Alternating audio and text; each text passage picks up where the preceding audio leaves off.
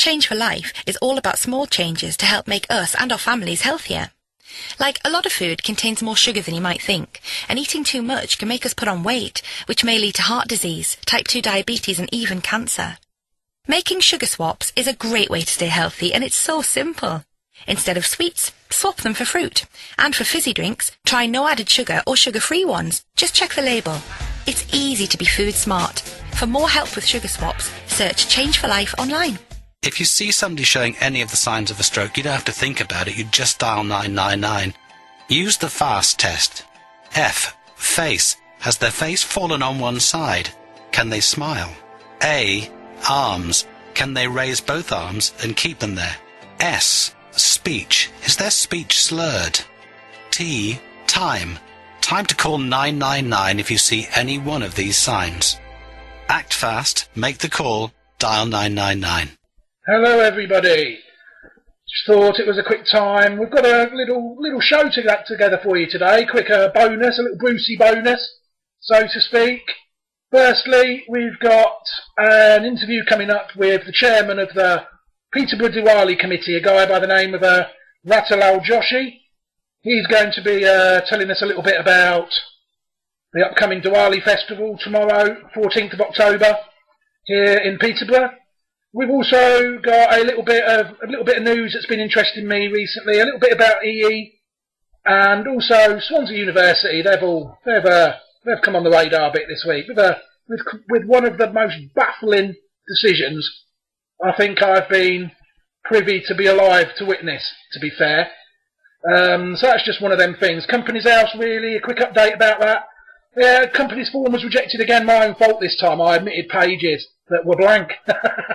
And apparently you're not allowed to do that. So, why not is the question. Yes, I hear you all asking. And also, the question I asked was, why did they just not print them off and send them with the application anyway, rather than send me back and make me do it? But that's up to them, isn't it? Right, before we do that, we're going to have a little bit more news now, I think. We're going to have a little break as well before the news, just to give yourself a little bit of time to get your breath back.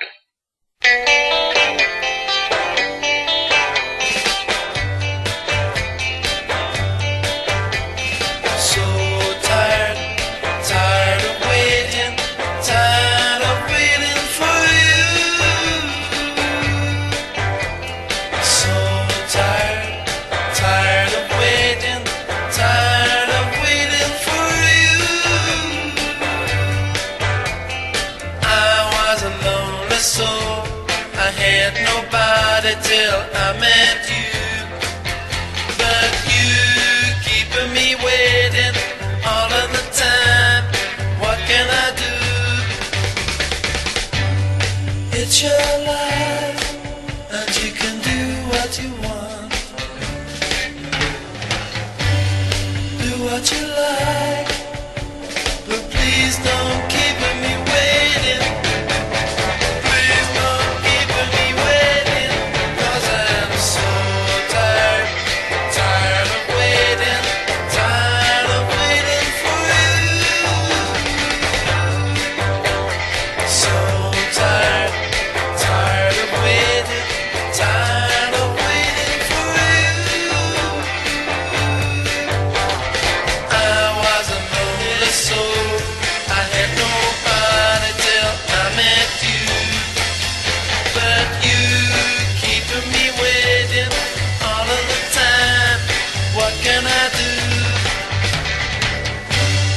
It's your life, and you can do what you want.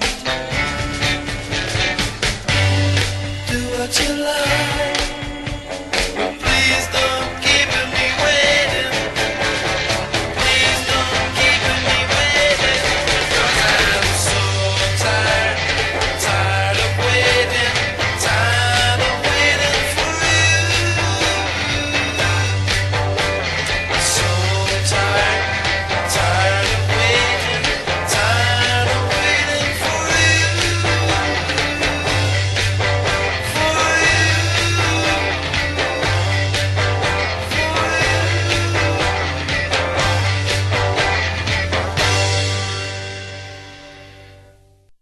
Hello, welcome back everybody. Before we get to the interview with the chairman of the Peterborough Diwali Committee, Ratilal Joshi, I just want to mention a bit about Swansea University. I mean, I don't necessarily understand why they've decided to give Hillary Clinton, the defeated Democrat candidate in the last election, she's been given a Human Rights Award by, by Swansea University, and I just can't see. I don't know whether it's just me, or I can't see how it's warranted in the slightest, to be honest. So I've been trying to do a little bit of digging about that, and they put me through to the Vice Chancellor's office, and I'm waiting on them to get back to me. Hopefully I'll be able to get a clarification from them on what exactly they think is going on there. I just need to know, really. It seems a bit bizarre to me. I mean, you look at people look at the evidence. These are people from a university, and you look at the evidence, don't you? People look at the evidence and they think do people deserve things? I don't know. So we'll find out. I'll let them explain to me just how she deserves it. I think they deserve a voice, because it's baffling, absolutely baffling to me. If anyone else has got any queries about that, just to do what I did, I phoned the switchboard at Swansea University. The number's there on the internet, and they gave me the email address. So you don't need to do that really. They gave me the email address of the Vice Chancellor's office, which is vc@swansea.ac.uk. Spoke to the Vice Chancellor's executive assistant earlier. She sounded very accommodating. So let's see what comes to that. The award's tomorrow, but the clincher for this is the event is not even open to the public. So I don't know who's going. Is she just going to stand in an empty room and get an award, or is there other people going to be there? Is it invite only? And if so, that is a serious list of invitees that I would love to get a copy of. So I'll be asking about that as well. If there's a list of invites, I'd love to see who's been invited to that sort of closed public event. I don't know what she's going to do. Is she just going to take the award and go? I imagine there's going to be some sort of speech, and it'll probably be filmed on the telly as well, shown on TV. So I won't be watching it. I'll be at the Diwali festival. But basically, we'll find out more about that in the meantime. I just wanted to mention that because I just thought it was a bit. I think in cricketing terms, I think we're being bold or wrong in here, an absolute wrong, and we'll do well to play it. To be honest, it's a bit of a vicious delivery from Swansea University there. So before that, we'll have another little. I'll give you all a nice little chance to digest that information. Maybe write down the email address vc@swansea.ac.uk, and we'll have Ratilal Joshi's interview coming up just after a little intermission.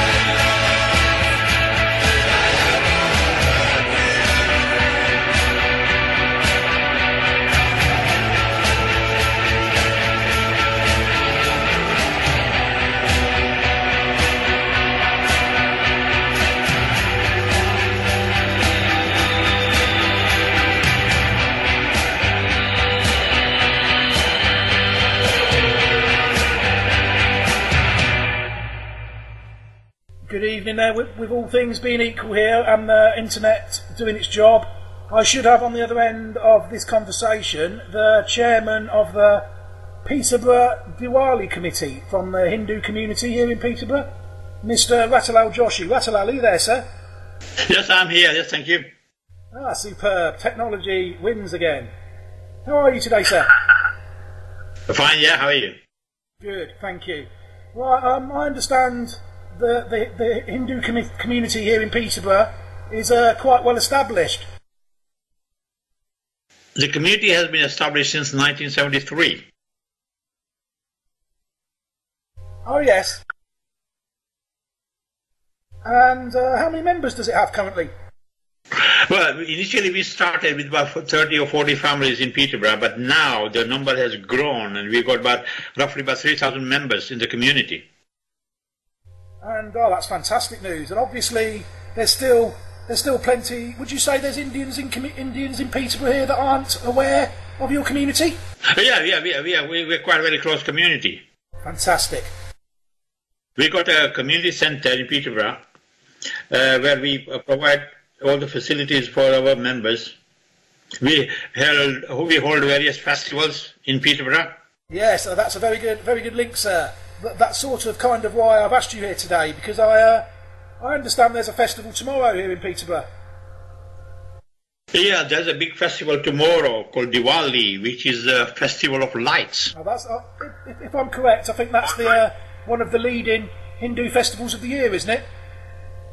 It is a very popular festival and it's celebrated all over the world where the Hindu lives. And we are celebrating that here in Peterborough as well. Oh, that sounds fantastic. Well, so if people wanted to come along and join in the festivities, where could they go? Well, the program will start tomorrow at 11 o'clock by the inauguration of the program by the mayor of Peterborough and the MP, a local MP as well. And the program will include like music, dance, kind of like cultural show basically, displaying the culture, music and all the arts of India. And the food, yes, food. There'll be, well, obviously no program is complete without any food, so we got various marquees selling various Indian dishes. Ah, superb. So, people can test those as well, or sample them as well. Ah, brilliant. So really then the day is just a general flavour of India, would that be fair to say? Well, basically we're just trying to create a mini India within a confined space. Where is this confined space, sir? Well, the venue is a central of Peterborough. We call Cathedral Square in Peterborough. Oh, in the city centre, yes? In the city centre, yes. Opposite the Peterborough Cathedral. Perfect. And so what time does it start? We start at 11 o'clock. The mayor of Peterborough will inaugurate the program by lighting a lamp, a small lamp, which is a traditional way of Indian culture to start any program. And that's fantastic. And I'm assuming it's an all-day event, sir? Well, it's as I say, it'll start at 11 o'clock and conclude by 4:30 in the afternoon. So it's quite I would say about 5.5 hours program. It sounds superb, to be fair. So hopefully you'll get a good crowd for that. Well, very first time we celebrated this program in 2013, and the attendance was about 1,200 people. And following year, in 2014, that number grew to about 2,000. And the last year, when we celebrated the program, it was about 5,000 people on an hour basis. So the program is gathering its popularity now. And also the local authority, Peterborough City Council, have been very kind to us as well, because we do the program within their partnership. And the Committee Constabulary is our partner as well, because they help us wherever we want to help. So you're generally looking forward to what should be promising to be a great event. Yeah, I'm definitely looking forward to tomorrow. My concern was weather, but I found out even the weather is going to be dry tomorrow and a warm weather as well. Super, that's good. That always helps, doesn't it? So, say for instance, family. It sounds to me like it's going to be a bit of a family event. Well, it's the program, as I said, the celebrations is it's not we're not sort of dividing or asking some people to come. We don't, because celebration is a family event, and we welcome people of any age or any creed. It's not just for Hindu festival, because it's not that for only Hindu people should come there because Hindu festival. We'll welcome any community. So if there was. If a family was thinking of coming, what sort of event would there be for across the age groups? Well, there'll be the program we got very young participants who will perform the dances, cultural dances at the young age of like 9, 10 to elder person of like 60 or 70.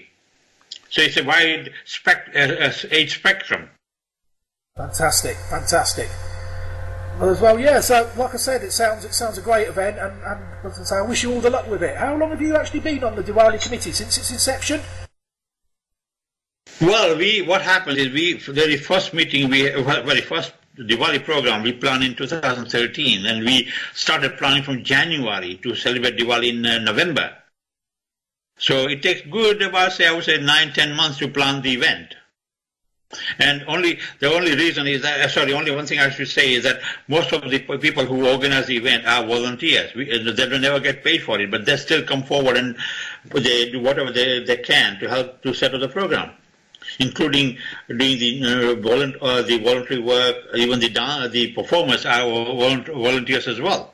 Oh, I see. So it really is a great example of a community getting together on a voluntary basis to promote itself and raise awareness of itself and work together, yeah? Yes, it basically brings all the community together on one platform. Because India, although we call it India, India has different regions, and people come from different regions on one platform to celebrate Diwali together. Fantastic. Well, Mr. Joshi, I'd like to wish you all the best of luck for that event.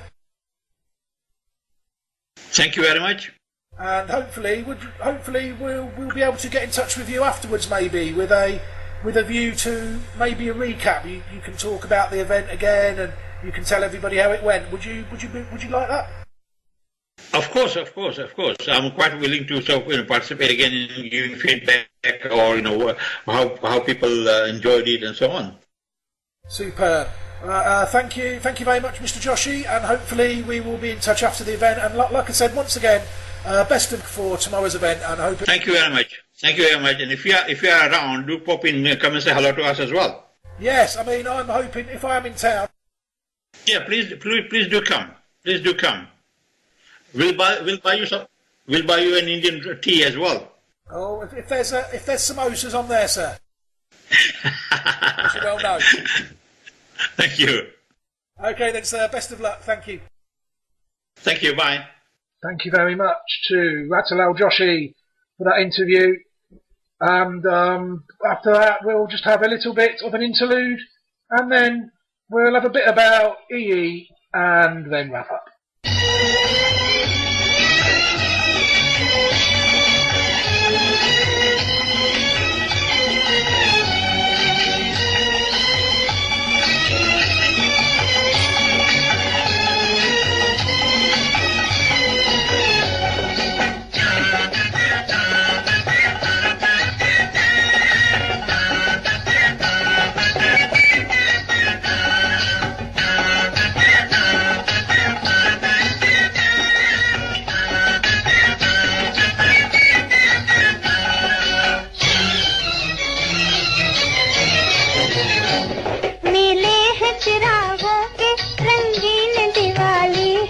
महका हुआ गुलशन है, हंसता हुआ माली है। मेले है चिरागों के, रंगीन दिवाली है। महका हुआ गुलशन है, हंसता हुआ माली है।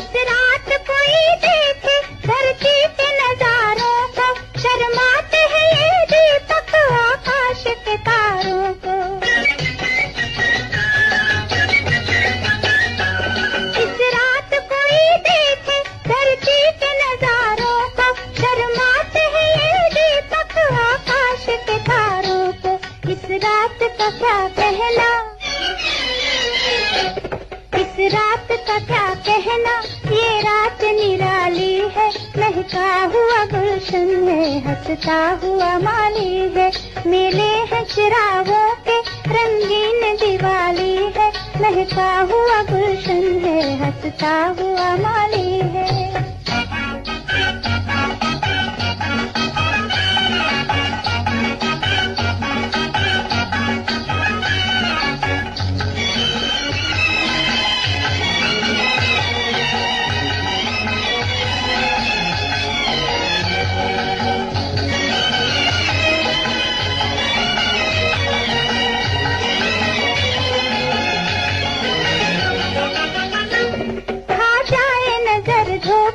जुगनू है या फूल झड़िया,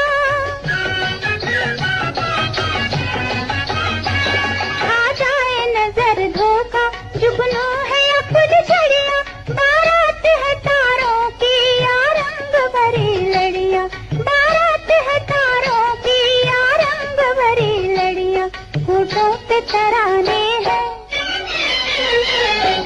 होठों पे तराने हैं, बजती हुई ताली है, महका हुआ गुलशन है, हंसता हुआ माली है, मेले हैं चिरागों के, रंगीन दिवाली है, महका हुआ गुलशन है, हंसता हुआ माली है।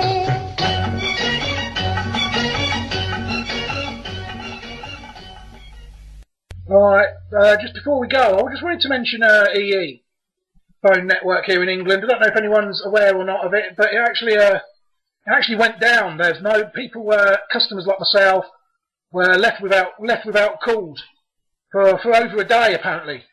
I don't know. That's not acceptable. I'm a massive believer that when people that these corporations, they really want to keep us down. They want to keep us right at the bottom. And when they make a mistake like this, I think it's an opportunity for us to just hammer them, get them back, get a bit back, you know. So I suggested to everyone really what they should do is really just ring up EE and ask them for compensation. I'm sure they're entitled to it, you know. They've actually offered me compensation already. Like they offered me a £5 in my EE account, which I thought was baffling, really. I mean, why should EE benefit from their own mistake? If anything, the money should go to me, not to them, shouldn't it? Thought that was a bit weird. And a £5, I don't know. I didn't think it was enough, really.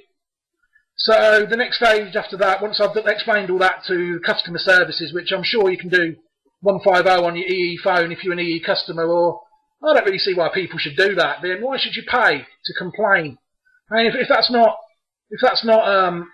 encouraging a network to provide a bad service, it's almost incentivising themselves to give a poor performance.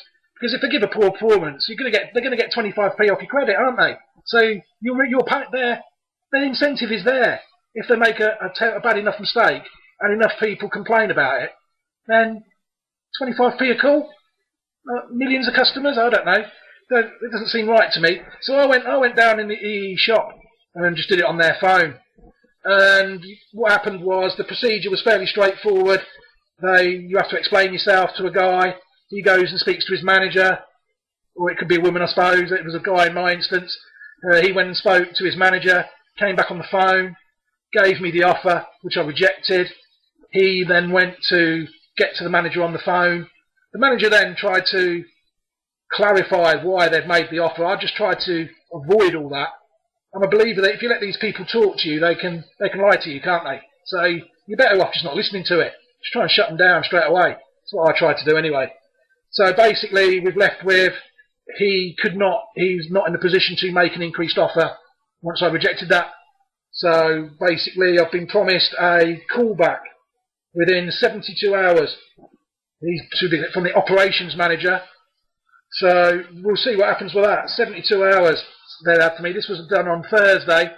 So my advice to people listening to this really is get a bit back if you're an EE customer.